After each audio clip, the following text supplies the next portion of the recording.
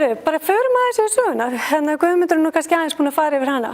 En þið munið náttúrulega, eða vitið það ekki söguna, sígarettur voru markaðssettar eftir stríðsárunum og það voru kynntar sem tískuvara og þú veist, gerðar að svona einhverju tákni hraustleika og þú veist, þetta var svolítið kynþáttafullt að nota sígarettur. Marlboro-maðurinn, það voru margir sem léku hann var hálfgervingur kallmennskunar, eins og sjáðu þessum myndum. Og læknar með þess að mæltu með þessu, svo þetta var bara hið besta mál að reykja. Með þess að tannlæknar og mæltu með ákveðnum tegundum. Þannig að þetta var bara kynnt og þetta var markaðsetta mikillir svona ákefð. Þar voru sagðar megrandi fyrir konur. En Marlboro-maðurinn, hann hélt ekki í kúlinu lengi og einn þeirra til dæmis sem lést, hann lést var bara 50, hann lést og lungnakrabbameini. Og hans hinstu skilaboð voru þessi: passa upp á börnin, tóbak mun drepa og ég er lifandi sannum þess, og hann lést skömmu síðar. Og þó svo, þið vitið það líka, þó svo að rannsóknir sýndu að sígarettur var lífshættulegar, þá voru bara 1950 voru komna fyrstu rannsóknirnar fram, að þá tók það hálfa öld eiginlega að afsanna falskar fullyrðingar tóbaksframleiðenda. Þannig að því þetta var komið svo vel inn í samfélagið, það var svo viðtekið að reykja. Og við veitum það, ég meina ennþá fólk í dag sem reykir, þráttur að vita að það eru helmingslíkur á að það deyi ótímabærum dauða af því að reykja og drepur einnig þá sem standa hjá. Meira segja, ég held að börn eru, já, börn eru talsverður hluti þeirra sem látast á hverju ári vegna óbeinna reykinga. Þá í heiminum, hann náttúrulega meira kannski í Kína og þar, heldur nú hér. Og líka, þrátt fyrir það að veldur rökum og getuleysi hjá körlum. Þannig að þetta er efni sem erfitt að losa sig við. Af því að þegar maður byrjar, þá er rosalega erfitt að hætta. Og einhverju sem kannski þekkja það. Það bara í fyrstu tilraun, það tekst, hvað? 1 af hverjum 30 að hætta í fyrstu tilraun á NSF. Og núna, sjáu herferðina, rafsígarettur eru markaðssettar á nákvæmlega sama hátt og sígarettur fyrir hálfri öld. Sjáu, hérna eru rafsígarettur og sígarettur. Þetta er bara sama uppstillingin. Sína glæsilega konur, hérna eru sígaretturnar, rafsígaretturnar og karla sem reykja rafsígarettur. Þetta er bara alveg sama setupið. Það er bara verið að gera þetta fínt og flott. Fræga fólki með þess að fengi til að auglýsa rafsígarettur til að skapa rétta ímynd. Ég var bara að heyra það núna í gær eða á e-markaðtíðinni að rafsígarettur, þeir sem eru að selja rafsígarettur hér eru farin að sponsora Reykjavíkudætur. Heitar ekki það, sem eru hérna vinsalar. Sponsor Reykjavíkudætur. Það er að borga þeim fyrir að vera með rafsígarettur. Þannig að þetta er komið hingað. Ég hef ekki séð þetta, ég hef bara séð þetta í útlöndum, en ekki hér. Þannig að þetta er að koma hingað. Skilaboðin eru oft, þið mun líða vel ef þú reykir, eins og Guðmundur ber sig. Þetta er bara flott að nota þetta. Rafsígarettur eru jafnvel markaðssettar fyrir börn, þú veist. Ég meina, sjáu auglýsingarnar. Höfðar þetta til ykkar, fullorðins fólks? Nei, ekki mikið. Allavega ekki mín. Og það er búið að gera rannsóknir á því. Það er verið að höfða til barnanna því að þeir sem eru að selja þetta, þeir vita. Þetta var náttúrulega upphaflega markaðsett til að hjálpa reykingamönnum að hætta að reykja og það er gott og blessað. En það sem við óttumst er þessi markaðssetning. Nú eru sá í fréttunum núna í daginn, það hvað voru lagt hald á? 180 kíló nikótínvökva, þú veist, í fréttum. Og ég held að menn veit ekki eins og það er bannað að selja nikótínvökva eins og staðan er í dag. En samt er bara þetta allir að fara að græða á þessu. Að það er alveg milljarðar veltur af þessum business. Og þau vita líka, því fyrr sem að börnin byrja að fikta, því rannsóknir sýna það, því erfiðara er að hætta. Þá er heilin ekki búin að taka út fullan þroska og það er eins með áfengið og sígarettuna, því fyrr sem heilin venst í að fá nikótín, því erfiðara að hætta. Og sérstaklega fyrir 20 ára aldur, áður en heilin er full þroskaður. Þannig að langflestir, yfir 90% þeirra sem eru háðir nikótíni og tóbaki byrja fyrir tvítugt. Það er bara þannig. Og þeir segja mér að segja, það er hérna frá þessum rafrættu fyrirtæki, til hvers að hætta? Fáðu bara rafsígarettur, reyktu, svoleiðis. Og svo verið að segja að ég sé að bendla mér við tóbaksiðnaðinn eins og ég sé að, sé að sponsora tóbaksiðnaðinn. En sjáu, þetta samantengt hér. Philip Morris og þessi tóbaksiðnaðinn eru að kaupa upp rafsígaretturnar, iðnaðinn. Þannig að ég skil ekki alveg hvað hagsmuna ég ætti að gæta eða hvað ég ætti að hafa gagn af því að græða því að sponsora þá.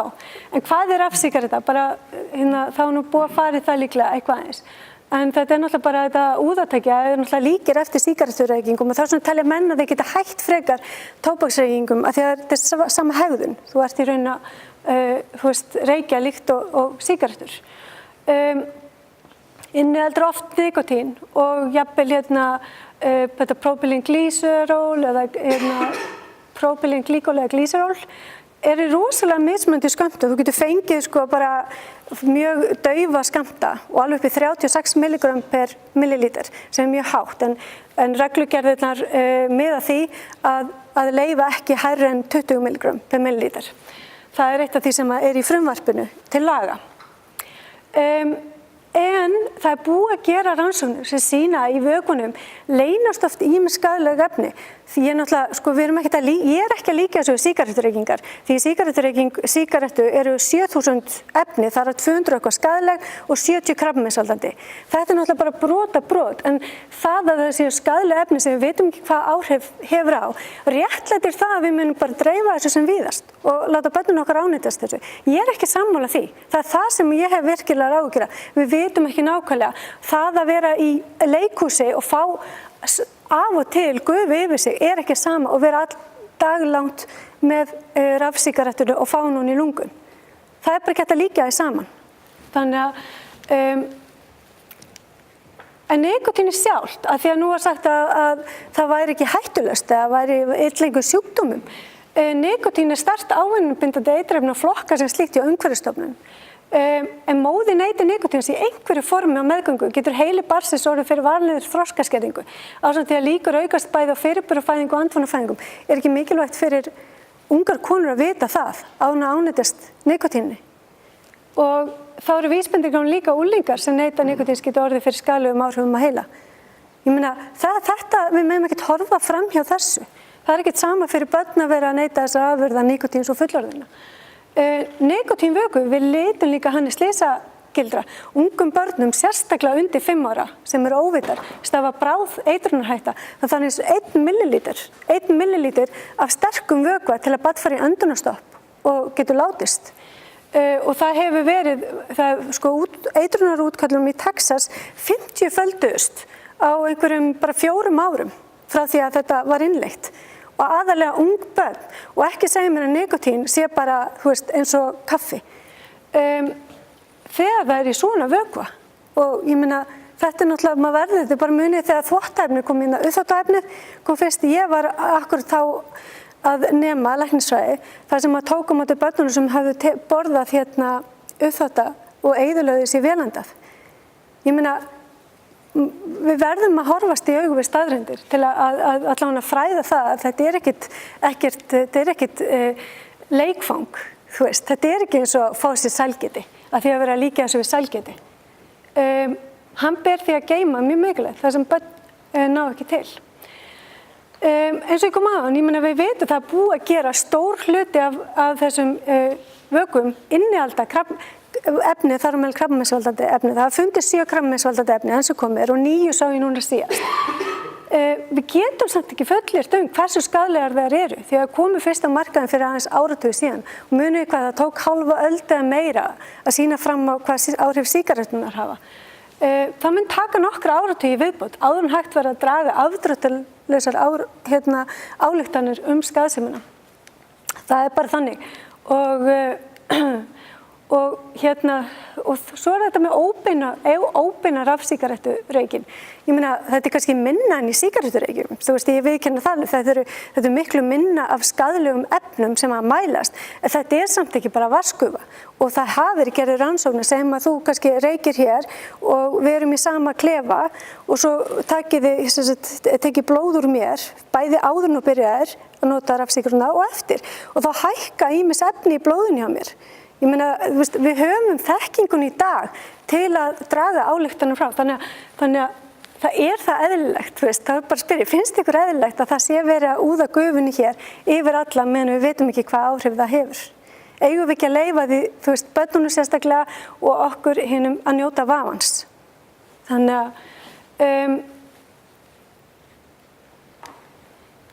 og þær hafa ertandi áhrif á lungun og það er það mesta sem að svona aðal áhrifin sem hefur sýnt líka að það virðist erta lungun, verða ertanlegri barkjuþekjan í lungunum og athugum það líka unglingar, ungt fólk lungu þeirra ennþá að taka út þroska, og þannig að eru þau viðkvæmari fyrir efnunum en sem finnast í rafsígarettum.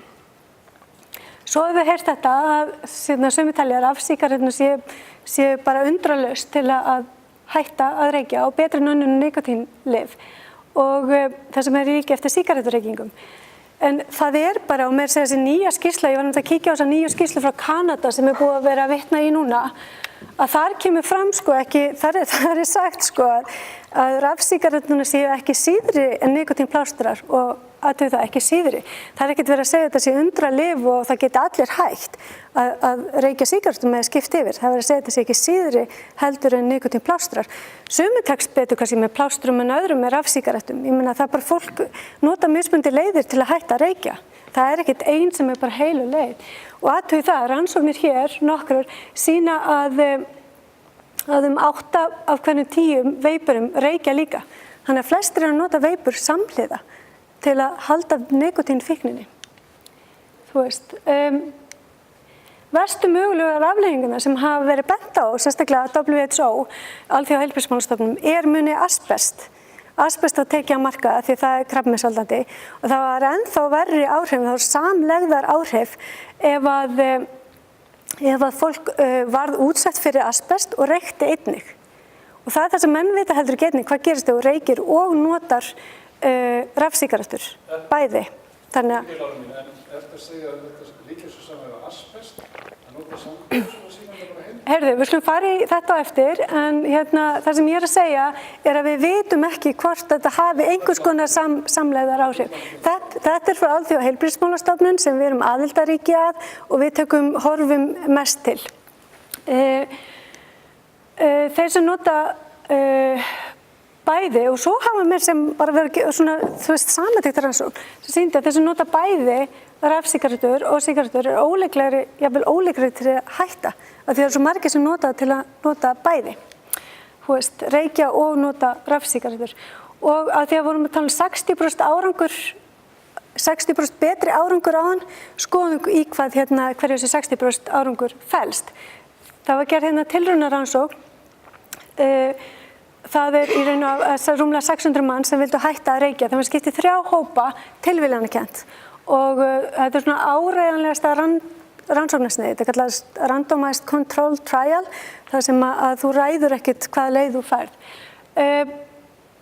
Niðurstaðan sýndi að 7% þeirra sem voru með rafsígarettur með nikótíni tókst að hætta, 5,8% með nikótínplástur og 4,1% með placebo. En hér eru menn ofta að draga ályktanir sem 60% menn séu 60% líklegri til að hætta að reykja, þó svo að það séu í raun 90% tekst ekki að hætta að reykja. Heyrðu, má ég klára fyrirlesturinn? Já. Já. Þannig að meira en 90% þeirra sem skipta út rafsígarettum byrja að reykja. Þetta er svipaður árangur með nikótínplástrum. En svo er líka aðrar rannsóknir oft sem eru rangtúlkar og ég fari í þar. Það eru svona feilgnirannsóknir sem að segja að sé orsakasamband sem þú getur í raun ekki túlka út frá. En það ég ætla ekki að fara í það. Það er allt og lill tími það. En líka svo mikilvægt að átta sig á að góðum árangri í tóbaksvörnum var náð áður en að rafsígarettur kom og það vorum helmingur mann sem reykti árið 1970. Spáði það. 50% Íslendingar reyktu árið 1970. Nú er það komið niður í 10% sem reykja daglega, 5% svona sjaldnari daglega. Þannig að þetta er stöðugt lækkandi. Og eins og ég sagði, rafsígaretturnar var ætluð mönnum sem gátu ekki hætt að reykja með öðrum leiðum og vildu hætta að reykja. Og mörgum tekst að skipta í rafsígarettur sem bara gott og við erum alveg sammála því. Náttúrulega miklu betra að sígarettan er versta form af tóbaki sem að þú getur fengið. En þeim er svo ráðlegt að draga smá saman úr notkun og hætta henni loks alveg. En markaðssetningin hefur breyst eins og við komum fram og við verðum bara að horfast í augu við staðreyndir. Þeim er beint að börnum og unglingum og markaðsfé hefur til dæmis 20-faldast á 3 árum í Bretlandi og tóbaksreisarnir hafa ekki gefið neina yfirlýsingu að þeir vilji útrýma sígarettureykingum eða nikótínfíkn. En það er alltaf eitthvað annað sem að ræði þarna fyrr. Og nýjustu kannanir á meðal notkun íslenskra barna meðal annars frá rannsóknir og greining og svo frá landlæknisembættinu, Gallup-könnun landlæknisembættisins, að 4 barna í 10. bekk hafa prófað rafsígarettur, helmingur framhaldsskólanema en einungis 5% fullorðinna sem hafa prófað. Og þannig að krakkarnir eru að fikta við þetta, þeim finnst þetta eitthvað spennandi. Þannig að ég á 3 drengi sem eru að komast á unglingsaldurinn og mér er ekkert sama að þetta sé bara í boði alls staðar. Þannig að þetta sé selt í sjoppunni. Mér finnst það ekki ábyrgt af okkur með við það sem að rannsóknir sýna. Og svo horfum við líka gleymum því ekki að það er verið að líkja nikótínu við kaffið. Þú veist, kaffið er með helmingunartíma svona 6-8 klukkutíma. Veit þið hvað helmingunartíma er? Hreinsast út, já, þannig að eftir 6-8 tíma þá er helmingurinn eftir í blóðinu og kaffi virkar á adenosín viðtaka í heilanum sem vekur okkur svolítið, þú veist. En nikótín virkar á allt aðra stöðvar í heilanum. Nikótín virkar á stöðvar í heilanum sem að meðal annars sem að auka dópamín framleiðslu í ákveðna svona kjarna sem að eykst líka bara við borðum mat eða þú veist, förum í nudd eða stundir kynlíf eða eitthvað svoleiðis. Þannig að þetta er allt annar svona boðefna leið og líka það að þið sjáu, þú veist, maður sem reykir sígarettur, ég var að tala við eina, maðurinn hennar var komin upp í 3 pakka á dag, þú veist, að reykja. Og ég meina, nikótíni fellur svo miklu hraðar í blóðinu, þannig að þú þarft alltaf að vera að fá meira til að viðhalda nikótín í blóðinu, til að koma í veg fyrir fráhvörfun. Þannig að eftir 1-2 klukkustundir að þá er svona helmingunartími nikótíns og þá fer að koma fram vanlíðan vegna fráhvarfseinkenna. Þannig að þau eru sérstaklega börnin sem venjast þessu að fólk er sagt að til þess meðal reykingamaður sem reykir venjulega sígarettur hann fær 365.000 í fráhvarf yfir ævina. Hann reykir 20 sígarettur á dag í 50 ár. Þannig að oft er bara verður þetta, fíknin verður þannig að þú fyrir að lina vanlíðan en ekki endilega bæta velíðan svo mikið, þó hún batni kannski eitthvað aðeins við nikótín. En nikótínfíknar er bara, maður er að, þú veist, eins og hver fíkn, maður hugsa stöðugt efnið og verður ekki rólegur fyrir maður að fengja í líkamann. En það sem gerist nefnilega í nikótínfíkn er að nikótín binst í heila, sest í bollana og dópamín losnar, bollarnir tæma svo fljótt og kalla á meiri nikótín. Það sem veldur vanlíðan, fráhverfu og leiðir viðkomandi til að neyta meira tóbaks til að fylla bollarna nýju. Þol myndast og ávani fíknin eykst með fjölgun bolla í heilanum sem þurfa alltaf meira og meira nikótín. Það verða fleiri viðtakar til að anna allar þessar nikótín eftirspurn sem kemur í heilan. Þannig að fjölga, við breytum með nikótín og það breyta boðefnasamskiptunum í heilanum. Og þetta tekur margar vikur að ganga tilbaka. Það er svona fólk oft svo lengi í fráhvörfum þegar það hættir að nota þessi efni. En fíknin er ekkert, það er líka sýnt að, þú veist, að það er ekkert allir sem að verða háðir efnunum, þú veist, kannski 20-25%, við vitum ekkert hverjir. En fíkn er ekki einungis líffræðileg, heldur líka andleg, þannig að getur verið bara erfitt að hætta vananum, þú veist, að fá sér með kaffibollunum eða með vininum eða eitthvað slíkt, þannig að fíkn er líka oft tengt bara hegðun. Svo þetta, mér finnst þetta bara svo áhugavert af því að þessi samdómskekkja í sálfræðinni, false consensus bias, þannig að þetta er svona að því að maður hefur orðið fyrir stöðum árásum hérna í fjölmiðlum að maður sé ekki að segja eitthvað bull, en þetta er það sem að enginn er oft umræðin rafsígarettur. Við þekkjum það til dæmis bara smökkum vín, það er búið að gera rannsóknir á fólki ef það fær sér vín. Það er að smakka mismunandi tegundir af víni og þá finnst þér þessi tegund best, kannski 1 af 7. Og og meira sér saman hvort þú sért leikmaður, áhugamaður eða sérfræðingur, það falla allir, það telja allir að hinum finnist vínið best sem þú smakkaðir. Þetta er bara eðlilegt. Ég meina, ég upplifi þetta, við upplifum þetta öll. Og þetta einkennir svolítið umræðan rafsígarettur. Þeir sem tekst að hætta að reykja sígarettur með því að skipta yfir í rafsígarettur, telja allir geta náð sama árangri. Þú veist, það er bara þannig. Þetta er tegund af vitsmunaskekkju sem fólk ofmetur oft eigin skoðanir, trú, venjur og lifnaðarhætti. Og þeir halda gjarnan þeir sem eru ósammála skorti þekkinguna sem umræðir.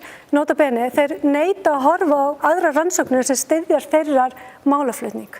Og já, þannig að þetta er svolítið hérna, já, eins og allir ætti að elska Justin Bieber. En rafsígarettur, jú, ég get alveg sammála, þeir eru undur fyrir suma reykingamenn og ég meina sérfræðingar í tóbaksvörnum eru sammála að þær séu einungis ætlaðar reykingamenn sem vilja hætta að reykja og hefur tekist ekki með öðrum hætti, bara gott og vel, en þeim er síðan ráðlegt að trappa niður notkunina. En börn eiga ekki að nota rafsígarettur. Mér finnst að það er bara, við eigum bara að halda þessu frá börnunum eins og við getum. Og því að rannsóknir líka hafa sýnt að krakkar sem að byrja að fikta, þeir eru auka líkur á því að það leiðist út í sígarettureykingar. Og það er ekkert bara það eru nokkrar rannsóknir sem að sýnt fram á það og það eru svona observation studies, þar sem að þú byrjar á einu punkti og fylgir þeim eftir. Þetta er ekki fylgni tekið á einu tímapunkti, þú fylgir þessu börnum eftir og sér hvernig hegðun þeirra breytist með tíma. En eru rafsígarettur tóbak? Það heyrir maður stundum að það sé ekki tóbak, en skoðu bara skilgreininguna á tóbak. Tóbak er bara skilgreind sem lyfjað efnablanda sem búin er til úr blöðum og plöntunu og ættkvísl nikótíana, sérstaklega nikótíatabakkum.